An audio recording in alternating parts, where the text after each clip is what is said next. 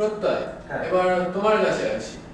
তোমাকেও সেম প্রশ্নটাই করব যে তুমি তো, আমি জানি মূলত তুমি কবিতা আবৃত্তি করো। হ্যাঁ। তো আজকে এই বৈশাখী আড্ডায় বসে পয়লা বৈশাখ উপলক্ষে যদি তোমার কোনো কবিতা শুনতে পারি।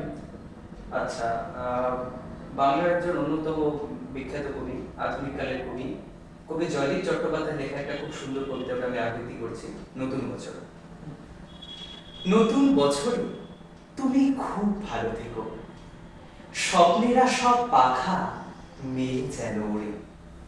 নতুন বছরে সবাইকে ভালো রেখো, কাছে টেনো যারা আজও আছে অনাদরে।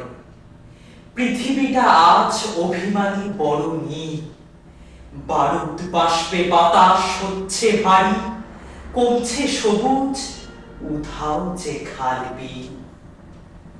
সন্ত্রাস বুঝি আজকের মহামারী, নতুন বছরে ইচ্ছেরা পাক ভাষা।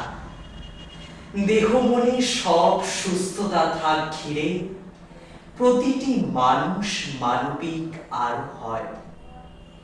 সব গৃহকোণে লক্ষ্মী বিরাজ করে। নতুন বছরে বন্ধুতা আরো চায়, ভেদাভেদ ভুলে একসাথে পথ চলা। নতুন বছরে নতুন শপথ হোক, ভুবন গ্রামেতে চেতনার আলো জ্বালা। ধন্যবাদ। ধন্যবাদ।